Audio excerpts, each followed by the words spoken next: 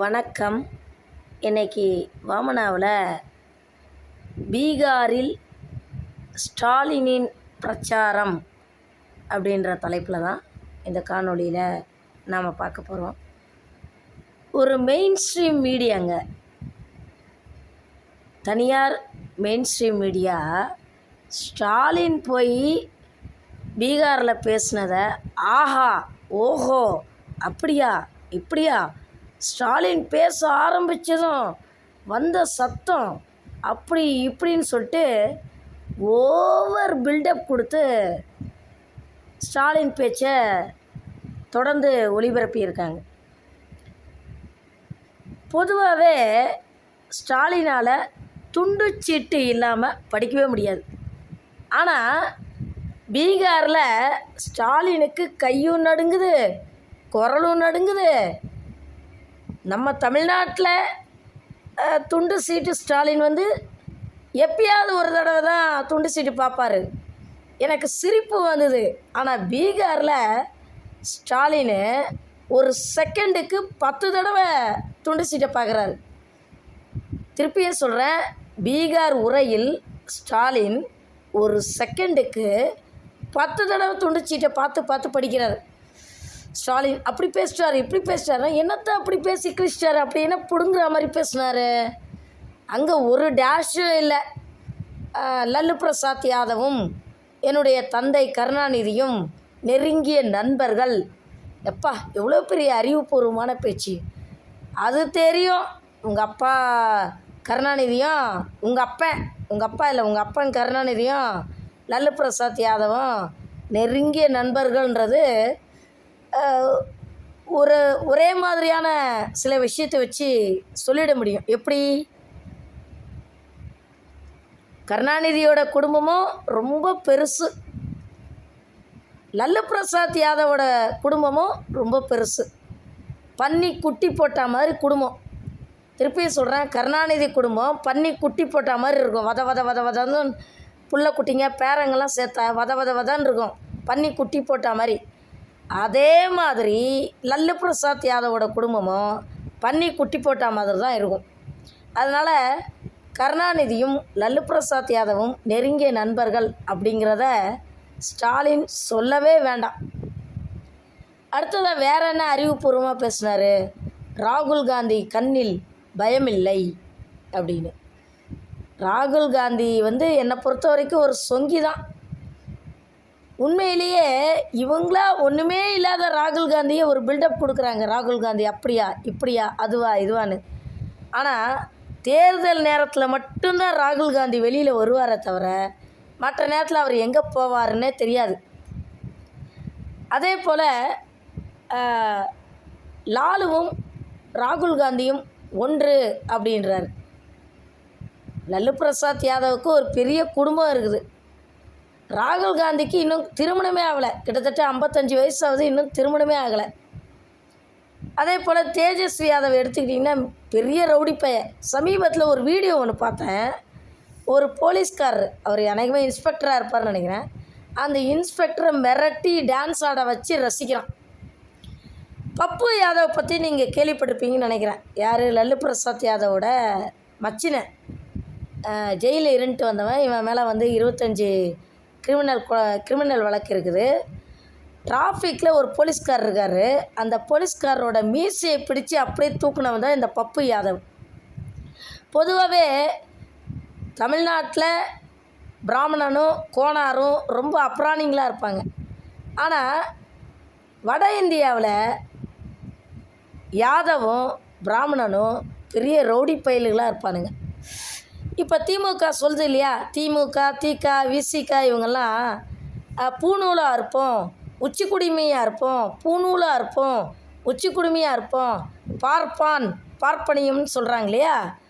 அதே மாதிரி வார்த்தையை தைரியம் இருந்ததுன்னா ஸ்டாலின் பீகாரில் பேசியிருக்கணும். எங்கே ஸ்டாலின் பேசிட்டோம் பார்ப்போம். சாணக்கியர், பீகார் அப்படின்றது சாணக்கியர் பிறந்த ஊர். பீகாரில் போயிட்டு சாணக்கியர் உச்சி குடுமி வச்ச பார்ப்பான், பூநூல் போட்டால் பார்ப்பான், உச்சி குடுமியை வச்ச பார்ப்பான். யார்? நம்ம சுபவீர பாண்டியனும் அதே வார்த்தையை பேசுவார். சுபவீர பாண்டியன், குளத்தூர் மணியெல்லாம் பேசுவாங்க இல்லையா, அந்த மாதிரியான ஒரு பேச்சை உண்மையிலேயே ஸ்டாலினுக்கு தைரியம் இருந்தது அப்படின்னா பீகாரில் போயிட்டு உச்சி குடுமி வச்ச பார்ப்பான், பூணூல் போட்ட பார்ப்பான், பூணூலை அறுப்போம் அப்படின்னு சொல்லிட்டு தைரியம் இருந்ததுன்னா ஸ்டாலின் துண்டுச்சு அதையும் கூட பரவாயில்ல. ஏன்னா அவரால் பாவம், அவருக்கு ஒரு வியாதி, எதையும் பார்க்காம பேச முடியாது.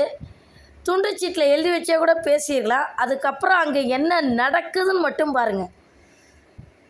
அதே போல் மாடு மேய்த்து கொண்டே கைபர் மற்றும் போலன் கணவாய் வழியாக வந்தவர்கள்தான் ஆரியர்கள். மாடு மேய்த்து கொண்டே கைபர் மற்றும் போலன் கணவாய் வழியாக வந்தவர்கள்தான் ஆரியர்கள் அப்படின்னு சொல்லிட்டு திக, திமுக, விசிக இவங்கெல்லாம் தமிழ்நாட்டில் பேசுவாங்க. அப்புறம் மாட்டு மூத்திரத்தை குடிக்கிறவங்க இந்த இடத்துல 2 பேர் தாங்க மாட்டு மூத்திரத்தை குடிப்பாங்க. யார் அப்படின்னு சொல்லி கேட்டிங்கன்னா பிராமணனும் யாதவரும். பொதுவாகவே பிராமணனுக்கும் யாதவருக்கும் ஒரு தொப்புள் கொடி உறவு இருக்குது, இல்லைன்னா சொல்ல முடியாது. மாட்டு மூத்திரத்தை குடிக்கிறவங்கன்னு சொல்லிட்டு பீகாரில் யாதவ சமூகத்தின் மத்தியில் ஸ்டாலின் போய் பேசும்போது, அதாவது பிரச்சாரம் பண்ணும்போது உண்மையிலேயே தைரியம் இருந்ததுன்னா மாட்டு மூத்திரம் குடிக்கிற சங்கி பயலுக அப்படின்னு ஸ்டாலினால் பீகாரில் பேச முடியுமா? மாடு மேய்த்து கொண்டே இந்தியாவிற்குள் நுழைந்தவர்கள் தான் ஆரியர்கள் அப்படின்னு சொல்லிட்டு ரொம்ப நாளாக அதையே பேசி பேசி பேசி இன்னைய வரைக்கும் ஆட்சி பிடிக்கிறவங்க தான் இந்த திமுககாரங்க. அதை பீகாரில் இருக்கக்கூடிய யாதவ சமூகத்தினர் மத்தியில் பேச முடியுமா? இப்போ என்ன நடக்க போகுதுன்னா, பிஜேபியில் இருக்கிறவங்க இந்தியில் ஈவே ராமசாமி அசிங்கசிங்கமாக பேசினா இல்லையா, ராவணன் சீதையை கடத்தி கொண்டு இலங்கைக்கு சென்று அங்கே தங்க வச்சிருந்தா. கிட்டத்தட்ட சீதை அசோகவனத்தில் 10 மாதம் இருந்தா.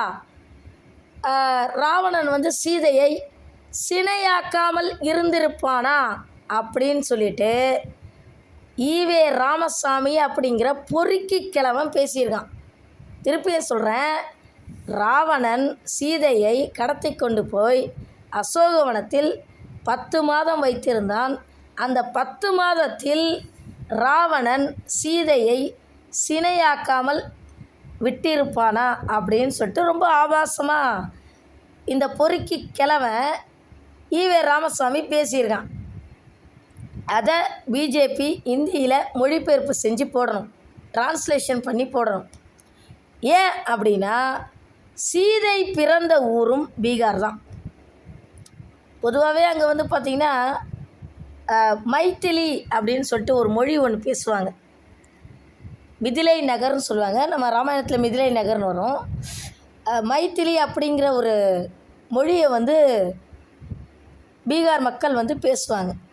சீதையை பற்றி உண்மையிலேயே ஸ்டாலினுக்கு தைரியம் இருந்தது அப்படின்னா தந்தை பெரியார் சொல்லிட்டு அந்த பொறுக்கி கிழவனை வச்சு அரசியல் பண்ணிகிட்ருக்கிற திமுகவினுடைய தற்போதைய முதலமைச்சராக இருக்கக்கூடிய ஸ்டாலின், திமுகவுடைய தலைவராக இருக்கக்கூடிய ஸ்டாலின் உண்மையிலேயே தைரியம் இருந்ததுன்னா பீகாரில் ராவணன் சீதையை அசோகவனத்திற்கு கடத்தி சென்று சினையாக்காமல் வைத்திருப்பானா அப்படின்னு சொல்லி பகுத்தறிவு பகலவன் தந்தை பெரியார் பேசியிருக்கிறார் அப்படின்னு சொல்லி பேசிட்டு துண்டுச்சீட்டு ஸ்டாலினால் அங்கேருந்து உயிரோடு தப்பிச்சு தமிழ்நாட்டுக்கு வர முடியுமா?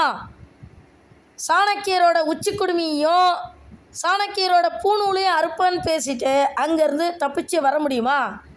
கைபர் போலன் கணவாய் வழியாக மாடு மேய்த்து கொண்டே உள்ளே நுழைந்தவர்கள் தான் ஆரியர்கள் அப்படின்னு சொல்லிட்டு அங்கே இருக்கக்கூடிய பிராமணனையும் அங்கே இருக்கக்கூடிய யாதவரையும் பேசிட்டு ஸ்டாலினால் உயிரோடு தப்பிச்சு வர முடியுமா?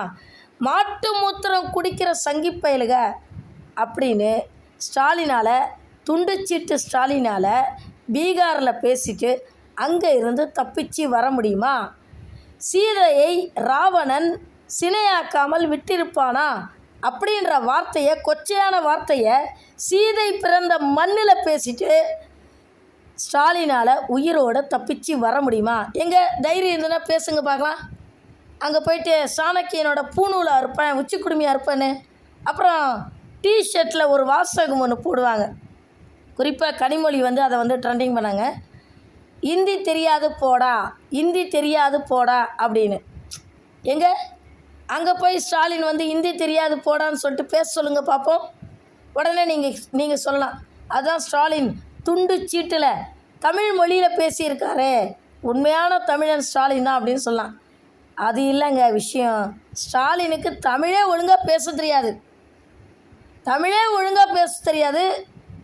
வந்து பார்த்திங்கன்னா ஒரு 4 வரியை துண்டு சீட்டில் எழுதி வச்சு ஒரு வரியை ஒரு செகண்டுக்கு ஒரு தடவை பார்த்து பேசுவாப்புல. அப்படி இருக்கிற கூமுட்ட ஸ்டாலினுக்கு எப்படி ஆங்கிலத்திலையோ அல்லது ஹிந்தியிலையோ பேச முடியும்? முதல்ல தமிழே பார்க்காம பேச தெரியாது, அப்புறம் எங்கேருந்து அவருக்கு வந்து ஆங்கிலம் வரும்? சரி, இப்போ விஷயத்துக்கு வருவோம். இந்த மெயின் ஸ்ட்ரீம் மீடியா ஒன்று, தனியார் சேனல் ஒன்று ஸ்டாலினை ஓவராக புகழ்ந்து போட்டிருந்தது, கூட்டம் கூடி இருந்தது அப்படின்லாம் பயங்கரமாக பேசியிருக்காங்க இல்லையா? அவர் ஒன்றும் பெருசாக அறிவுபூர்வமாலாம் பேசலை, வழக்கம் போல் சமூக நீதி அது இது அப்படி தான் பேசியிருக்காரு. பீகாரை பற்றி பேசுகிறதா இருந்தால் அறிவுபூர்வமாக எவ்வளவோ பேசலாங்க. உலகத்திற்கே முதலில் அறிவு கண்ணை திறந்தது எது அப்படின்னு சொல்லி கேட்டிங்கன்னா நாலந்தா பல்கலைக்கழகம். அந்த நாலந்தா பல்கலைக்கழகம் இருந்த இடம் வந்து பார்த்திங்கன்னா பீகார் மாநிலம்தான். அந்த காலத்திலே 9 மாடியோடு இருந்தது. சீன யாத்ரீகரான யுவான் சுவாங் நாலந்தா பல்கலைக்கழகத்தில் வந்து படிச்சிருக்கிறாரு. அடுத்ததாக இதே பீகார் மாநிலத்தில் வந்து பார்த்திங்கன்னா புத்தருக்கு ஞானம் பெற்ற இடமும் வந்து பார்த்திங்கன்னா பீகார் தான். பீகார் பாடலிபுத்ரா அப்படின்ற வார்த்தை எப்படி வந்து பீகார்னு சொல்லி மாறிச்சு அப்படின்னா, அதிகமான புத்த விகாரங்கள் பீகாரில் இருந்தது. அந்த விகார் அப்படின்ற வார்த்தை தான் நாளடைவில் மருவி பீகார் அப்படின்னு பேர் வாங்கிச்சு. அடுத்ததாக சந்திரகுப்த மௌரியருடைய அமைச்சரவையில் தான் சாணக்கியர் இருந்திருக்கார். சாணக்கியர் எப்படிப்பட்ட ஒரு அறிவாளின்னு உங்களுக்கு தெரியும். ஆனால் அவர் உச்சி குடுமி வச்ச பூணூல் போட்ட பாப்பான் அப்படின்றதுனால இந்த திமுக விசிகலாம் அறிவாளியான சாணக்கியரை ரொம்ப கேவலமாக பேசுவாங்க. சாணக்கியர் வந்து பார்த்திங்கன்னா அந்த நந்தா வம்சத்தையே வந்து அழித்தவர். இந்த மாதிரியான விஷயங்களெல்லாம் அறிவுபூர்வமாக ஸ்டாலின் பேசியிருந்தார்னா நாம் அதை வந்து பாராட்டலாம். அதே போல் சீதை பிறந்த பூமி தான் வந்து இந்த பீகார் அப்படின்னு பேசியிருக்கலாம். இந்த மாதிரிலாம் அறிவுபூர்வமாக ஸ்டாலினுக்கு பேச தெரியாது. இன்னும் நிறைய விஷயங்கள் இருக்குது. லத்திக்கு பேர் போன இடம் எது அப்படின்னு சொல்லி கேட்டிங்கன்னா பீகார் தான். மகாத்மா காந்தி பேசியிருக்காரு, லத்திக்கு பேர் போன இடம் எது அப்படின்னு சொல்லி கேட்டிங்கன்னா பீகார் லத்தி வந்து ரொம்ப ஸ்ட்ராங்காக இருக்குமா. ஏகப்பட்ட விஷயங்கள் பீகாரில் பாராட்டப்படத்தக்கதாக இருக்குது. சரி, இப்போ விஷயத்துக்கு வருவோம். அப்போ ஸ்டாலின் கூமுட்டத்தனமாக பேசும்போது ஏன் அங்கு மக்கள் கூட்டம் கூடியது, எதுக்காக மக்கள் ஓன்னு சத்தம் போட்டாங்க, கை தட்டினாங்க அப்படின்னு சொல்லி பார்த்தீங்கன்னா, பீகாரில் தேச துரோக வழக்கு பதியப்பட்ட ஜவஹர்லால் நேரு பல்கலைக்கழக மாணவனான, இதற்கு முன்னால் வந்து அந்த பையன் வந்து டி ராஜா இருக்கார் இல்லையா, கம்யூனிஸ்ட் கட்சி தலைவர் டி ராஜாவோட மாணவர் சங்க தலைவன் அந்த பையன். டி ராஜாவோட பொண்ணு அபராஜிதா கூட படித்த பையன் அவன். இந்த பையன் மேலே வந்து பார்த்திங்கன்னா செடிஷன் கேஸ் போட்டிருந்தது. இது டெல்லி கவர்மெண்ட்டு. அப்சல் குரு பாராளுமன்றத்தின் மீது தாக்குதல் நடத்திய தீவிரவாதியான அப்சல் குருவோட இறப்புக்கு நியாயம் கேட்டு அஞ்சலி செலுத்தினவன் தான் இந்த கன்னையாகுமார். இந்த கன்னையாகுமார் வந்து முதல்ல கம்யூனிஸ்ட் கட்சியில் இருந்தால், அதுக்கு பிறகு டி ராஜாவுக்கு இவனுக்கு ஏதோ ஒரு மனக்கசப்பு வந்து இப்போ வந்து காங்கிரஸில் சேர்ந்துட்டான். இவன் வந்து அடிப்படையில் பட்டியலின சமுதாயத்தை சேர்ந்தவன். இவனுடைய சொந்த மாநிலமும் பீகார் தான். அதே போல் காங்கிரஸின் தேசிய தலைவர் யார் அப்படின்னு சொல்லி பார்த்தீங்கன்னா மல்லிகார்ஜுன கார்கே. மல்லிகார்ஜுன கார்கேவும் பட்டியலின சமுதாயத்தை சேர்ந்தவர். அதனால தான் இப்போ பீகாரில் வந்து பார்த்திங்கன்னா இந்த சமூக நீதி அது இது அந்த மாதிரி வார்த்தைகள்லாம் பேசுகிறதுக்கு முக்கியமான காரணமே இந்த மல்லிகார்ஜுன கார்கே. அதுக்கு பிறகு வந்து பார்த்திங்கன்னா இந்த கன்னியாகுமார் இவங்கெல்லாம் இப்போ காங்கிரஸில் சேர்ந்துருக்குறாங்க. அடுத்ததாக குஜராத்தை எடுத்துக்கோங்க. ஜிக்னேஷ் மேவானின்னு நினைக்கிறேன் அந்த பையன் பேர். இவனும் பட்டியலின சமுதாயத்தை சேர்ந்தவன். விடுதலை சிறுத்தைகள் கட்சி தலைவர் தொல் திருமாவளவனோட ரொம்ப க்ளோஸ் ஃப்ரெண்ட்ஷிப்பில் இருக்கிறவன். வன்னியரசு தொல் திருமாவளவன்லாம் வந்து பார்த்திங்கன்னா இந்த ஜிக்னேஷ் மேவானியோட ரொம்ப க்ளோஸ் ஃப்ரெண்ட்ஷிப்பில் இருக்காங்க. இவங்க எல்லாருமே ஒன்று கூடி பேசுனா எப்படி பேசுவாங்க? சமூக நீதி, பார்ப்பனியம் அப்படி தானே பேசுவாங்க.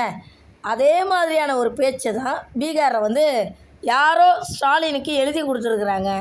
ஸ்டாலின் அதை துண்டு சீட்டில் பார்த்து பேசியிருக்கிறார். அடுத்ததாக குஜராத் மாநிலத்திலேயே ஹர்திக் பட்டேல் அப்படின்னு சொல்லிட்டு ஒரு பையன் நல்லா வளர்ந்துட்டு வந்தான். ஜாதிய ரீதியான வாக்குகளை கவர்ற விதமாக கிட்டத்தட்ட ஒரு மீட்டிங்கில் 5 லட்சம் பேரை வந்து திரட்டுற அளவுக்கு அந்த பையன் பவர்ஃபுல்லாக இருந்தான். ஆனால் இந்த பையன் வந்து காங்கிரஸில் சேர்ந்துட்டான். காங்கிரஸில் சேர்ந்ததும் அவனுக்கு பிடிக்கல. அவன் எப்படி வெளியில் வர்றான், என்ன காரணத்தை சொல்லிட்டு வெளில வர்றான், இந்த ஹர்திக் பட்டேல் வந்து என்ன காரணத்தை சொல்லிட்டு வெளில வர்றான் அப்படின்னா, காங்கிரஸில் எனக்கு இருக்கிறது வந்து பார்த்திங்கன்னா வாசக்டமி ஆப்ரேஷன் செய்கிற மாதிரி இருக்குது. அதாவது குடும்ப கட்டுப்பாடு. ஒரு என்ன சொல்கிற புதுசாக கல்யாணமான ஒரு மாப்பிள்ளைக்கு குடும்ப கட்டுப்பாடு செஞ்சால் எந்த அளவுக்கு எப்படிப்பட்ட மனநிலையில் இருப்பானோ அப்படிப்பட்ட ஒரு மனநிலையில் தான் நான் காங்கிரஸில் இருக்கிறேன். காங்கிரஸில் இருக்கக்கூடிய தலைவர்களுக்கு கட்சியை வளர்க்கணும் அப்படின்ற ஆர்வம்லாம் இல்லை. அவங்களுக்கு இந்த சிக்கன் பப்ஸ் சாப்பிட்றதுல தான் எப்போவுமே அவங்களுக்கு ஆர்வம் இருக்குது அப்படின்ற மாதிரி பேசிட்டு ஹர்திக் பட்டேல் வெளியில் வந்துட்டான். ஏன் ஹர்திக் பட்டேல் வெளியில் வந்தானா, அந்த பட்டேல் சமுதாய மக்களை வச்சு தான் அவன் அரசியலே பண்ணிகிட்டு இருந்தான். அவன் போயிட்டு இந்த ஜிக்னேஷ் மேவானியோடு சேர்ந்து குஜராத்தில் அவனால் அரசியல் பண்ண முடியல. ஏன்னா இவனுங்க திருப்பி இந்த சமூக நீதி, பார்ப்பனியம், அடக்குமுறை, ஒடுக்குமுறை, நசுக்கப்பட்ட, பிதுக்கப்பட்ட, அப்புறம் ஒடுக்கப்பட்ட இப்படி தான் பேசுவானுங்க. அது இந்த ஹர்திக் பட்டேலுக்கு பிடிக்கல. இருந்தாலும் ஸ்டாலின் வந்து மெனக்கிட்டு போயிட்டு பீகாரில் போயிட்டு பேசியிருக்காரு. ஒன்றுமே இல்லாத ஸ்டாலினோட பேச்சுக்கு அவ்வளோ பில்டப் கொடுத்து மெயின் ஸ்ட்ரீம் மீடியாலாம் போட்டிருக்குது. வட இந்திய சேனல் வேறு போட்டிருக்குது. சரி, தமிழ்நாட்டு சேனலாவது கை நீட்டி காசு வாங்கியிருக்கோம். வட இந்திய சேனல் வேறு ஸ்டாலின் வந்து பேசுனது ஆஹா ஓஹோன்னு வேறு போட்டிருக்குது. அதான் காமெடியே. அங்கே ஸ்டாலின் போயிட்டு மெனக்கிட்டு அங்கே போய் பேசினாலும் பீகார் தேர்தலில் எந்த பயனும் இல்லை. திருப்பியும் சொல்கிறேன், ஸ்டாலினுடைய பேச்சினால் பீகார் அரசியலில் எந்த பயனும் இல்லை. ஸ்டாலின் போய் அங்கே பேசுனதுனால பீகார் தேர்தலில் எந்த பயனும் இல்லை அப்படின்னு சொல்லி இந்த காணொலியை முடிச்சுக்கிறேன். நன்றி, வணக்கம்.